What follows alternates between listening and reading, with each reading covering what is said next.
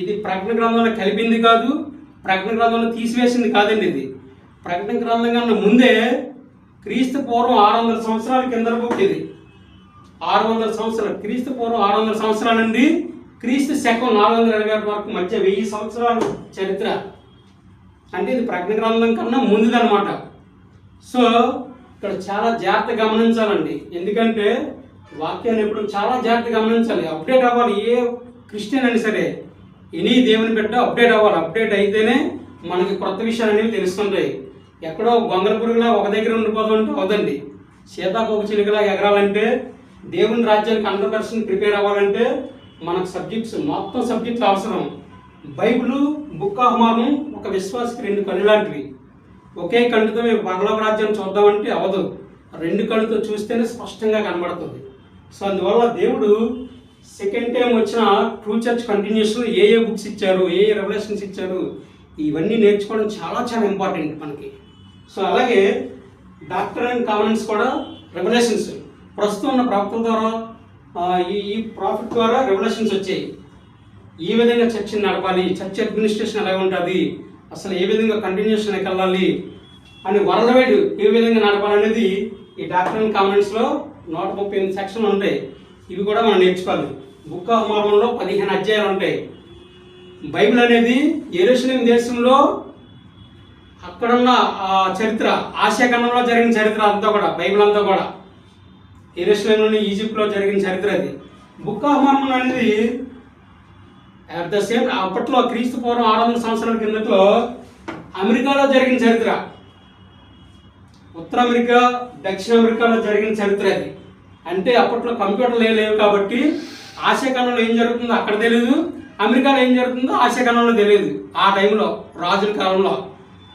So అందువలన ప్రభు అందరికీ ప్రభు, అన్ని ఖండాలకి ప్రభు, భూమి అంతటికీ ప్రభు కాబట్టి సమస్త ఆయన కన్నులు సమస్త భూమి మీద కూడా ఉంటాయి కాబట్టి ఆయనకు తెలుసు.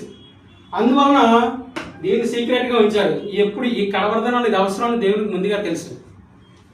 ఇది ఎందుకు అవసరమో కూడా మీకు తర్వాత వీడియోలో మీకు చెప్తాను. ఇక్కడ బైబిల్లో గాస్పల్ అనేది బుక్ ఆఫ్ మార్మన్ యాడ్ అయిన తర్వాత కంప్లీట్ గాస్పల్ అనేది వస్తుంది. చాలా విషయాలు కంప్లీట్గా మనకు అర్థమవుతాయి. అది ఒక్కొక్కటి నేర్చుకోవాలి. అందులో ఏ విధంగా అర్థం చేసుకోవాలనేది. అలాగే Doctrine and Covenants presently church administration ఎలా ఉండాలి. చర్చ్ అంటే ఏదో ఒక 50 మంది, నేను ఒక 50 మంది ఆత్మలు సంపాదించాను, 100 మంది ఆత్మలు సంపాదించాను, జీవితం అంతా 100 మంది 200 మంది మహా అయితే 1,00,000 మందిని సంపాదించగలవు. ప్రపంచం అంతా మనం ఒక్కరం చేయగలమా? లేదు. అప్పట్లో ప్రాఫిట్స్, అపోస్టల్స్ వీళ్ళందరూ ఏ విధంగా కష్టపడి ఆ బిల్డింగ్ కడదాం అనుకున్నారో అది ఇక్కడ ఈ కడవర్ధనాల్లో చూపించారు. అది ఫస్ట్ ప్రాఫిట్ ఈ కడవర్ధనాల్లో ప్రాఫిట్ జోసెఫ్ స్మిత్ గారు, ఆయన తర్వాత బ్రిఘమ్ యంగ్ గారు, అలాగా ఇప్పటికి 18వ ప్రాఫిట్ నడుస్తున్నారు అనమాట. 17 ప్రాఫిట్ నడుస్తున్నారు. ఆ విధంగా 1 by 1 అలాగే ఒకరు ప్రవక్త తర్వాత ఇంకొక ప్రవక్త అలా వస్తుంటారు అనమాట కడవర్ధనాల్లో. అయితే ప్రతి ప్రాఫిట్ కూడా జీసస్ క్రైస్ట్ గారు ఏదైతే చెప్తున్నారో అదే ఈ ప్రవక్త ప్రజలందరికీ కూడా తెలియజేస్తారనమాట ప్రజెంట్లీ. సో ఇప్పుడు ఈ విధంగా ఇందులో టెంపుల్స్ కూడా ఉంటాయి. టెంపుల్స్ కూడా మనం నేర్చుకోవాలన్నమాట. టెంపుల్స్ ఒక చెట్టుకి వేరు లాంటివి. ఇది ఒక మహావృక్షం. ఇది ప్రపంచ అన్ని దేశాలకి మహావృక్షం. ఇది ఒక చెట్టుకి కొమ్మలు ఎలా ఉంటాయో అలాగే ప్రపంచం అంతా బ్రాంచెస్ ఉంటాయి ఈ చర్చ్ యొక్క బ్రాంచెస్. అలాగే వేర్లు ఎంత బలమైనవో అవి టెంపుల్స్ అనమాట. ఎందుకంటే ఈ ప్రాఫిట్ వీళ్ళు అపోస్టల్స్ వీళ్ళందరూ కూడా ఆ వేర్ల నుంచి బలంగా ఉంటారు. జీసస్ క్రైస్ట్ గారి రెవల్యూషన్స్ ప్రాఫిట్కి అపోస్టల్స్కి ఇస్తారు. అవి వచ్చి మొత్తం ప్రపంచ అన్ని దేశాలకి ప్రతి బ్రాంచ్కి కూడా రెవల్యూషన్స్ వెళ్తుంటాయి. ఆ విధంగా ప్రజలకు అందుతుంటుంది. సో ఇది జీసస్ క్రైస్ట్ గారు ప్రస్తుతం ఇస్తున్న రెవల్యూషన్స్ ప్రవచనాల ద్వారా, ప్రకటన ద్వారా జరిగే చర్చ్ ఇది. సో అందువల్ల ఇవన్నీ చూడండి. ప్రకటన గ్రంథం 14:6 బుక్ ఆఫ్ మార్మన్ కోసం ఉంటుంది.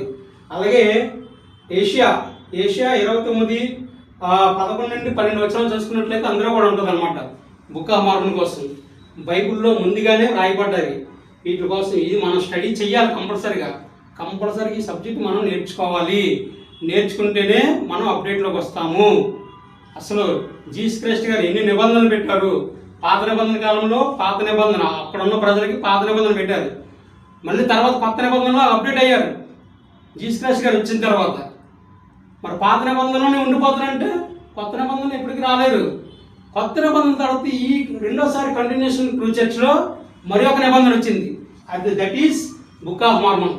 ఈ నిబంధనలు ఏం చెప్పారు అనేది మనం నేర్చుకోవాలి. అప్డేట్ అవ్వాలంటే ప్రస్తుతం ఏం నడుస్తుందో అది నేర్చుకోవాలి మనం.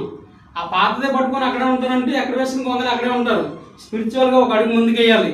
వేస్తే అప్పుడు వీటి కోసం మనకు అర్థమవుతుంటుంది. ప్రస్తుతం ఏం రన్నింగ్లో ఉందో జర్నల్స్ అన్నీ కూడా మనకి తెలుస్తుంటాయి అన్నమాట.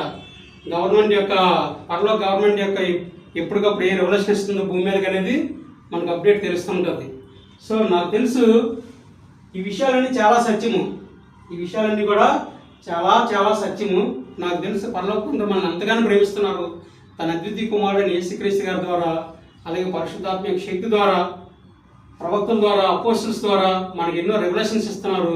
ఖచ్చితంగా ఇవి మనం నేర్చుకోవాలని యేసుక్రీస్తు నామంలో నేను కోరుకుంటున్నాను. ఎందుకంటే యేసుక్రీస్తు గారి రక్తం ద్వారా పాపమును కడగబడుచున్నవనేది ఎంత సత్యమో ఇది కూడా అంతే సత్యమండి. The Church of Jesus Christ of Latter-day Saints అనేది కూడా అంతే సత్యము. అలాగే మనం యేసుక్రీస్తు గారి కోసం ఒకరికి చెప్పేటప్పుడు ఎంత కష్టంగా మనం ఫీల్ అవుతామో ఈ చర్చ్ గురించి నేర్చుకోవాలన్నా ఇతరులకు చెప్పాలన్నా కూడా అంతే కష్టంగా ఉంటుంది. కానీ నేర్చుకుంటే మాత్రం మీకు ఆ సబ్జెక్ట్ అంతా బాగా తెలుస్తుంది. అలాగే యేసుప్రభు గారు ఒక విషయం చాలా యథార్థంగా మాట్లాడతారు. ఈ భూమి మీద యథార్థంగా మాట్లాడారు. ఏంటది? నేనే మార్గమును, నేనే సత్యమును, నేనే జీవమును, నా ద్వారానే తప్ప ఎవ్వరూ పరలోక తండ్రి దగ్గరికి రాలేరు అని క్లియర్ కట్గా చెప్పారు. అంతే క్లియర్ కట్గా అంతే యథార్థంగా నేను మాట్లాడుతున్నాను. The Church of Jesus Christ of Latter-day saints అనే చర్చ్ ద్వారా మాత్రమే మనం అప్డేట్లోకి వస్తాము, రక్షింపబడతాము. ఎందుకు అంటే ఇక్కడ మాత్రమే ఒరిజినల్ బాప్టిస్టులు దొరుకుతాయి, ఒరిజినల్ సాక్రమెంట్ దొరుకుతుంది, ఒరిజినల్ వర్డ్ ఆఫ్ గాడ్ అనేది దొరుకుతుంది. ఈ మనిషి భయంకరమైన కడవర్ధనాన్ని ఏ విధంగా రెండో రాకడ యేసుక్రీస్తు రెండో రాకడకి 100% సిద్ధపాటు కలిగి ఉండాలో ఇక్కడ మాత్రమే సబ్జెక్ట్ దొరుకుతుంది. బయట మనం 100 సార్లు బైబిల్ చదివేసిన, 1000 సార్లు ప్రసంగాలు ఆలకించిన, 1000 సార్లు ప్రసంగాలు మనం ప్రసంగించినా కూడా స్వర్గంలో ప్లేస్ దొరకదు, సరైన ప్లేస్ దొరకదు. పరలోక రాజ్యంలో ఎన్ని కింగ్డమ్స్ ఉంటాయి, హైయెస్ట్ కింగ్డమ్ ఎలా ఉంటుంది, సెకండ్ కింగ్డమ్ ఎలా ఉంటుంది, థర్డ్ కింగ్డమ్ ఎలా ఉంటుంది, చాలా రెవల్యూషన్స్ ఉంటాయి. ఇవన్నీ మనం నేర్చుకోవాలి. అందులో హైయెస్ట్ కింగ్డమ్లోకి వెళ్ళాలంటే భూమి మీద ఎలా ప్రిపేర్ అవ్వాలి అందులో ఉంటుంది. కేవలం యేసుప్రభు నేను నమ్మేశాను, యేసుప్రభు గారు నేను నమ్మేశానంటే వెళ్ళిపోరు. జడ్జిమెంట్ అనేది చాలా పర్ఫెక్ట్గా ఉంటుంది. పరలోక రాజ్యం అనేది కూడా చాలా పర్ఫెక్ట్గా ఉంటుంది. అందులో ప్లేస్ దొరకాలంటే మనం చాలా పర్ఫెక్ట్గా ప్రిపేర్ అవ్వాలి, చాలా చాలా పర్ఫెక్ట్గా ప్రిపేర్ అవ్వాలి. సో అదంతా ఆ విధంగా ప్రిపేర్ అవ్వడానికి సరైన సిద్ధపాటే the Church of Jesus Christ of Latter-day Saints అని నాకు తెలుసు. I say all these things in the name of Jesus Christ. Amen.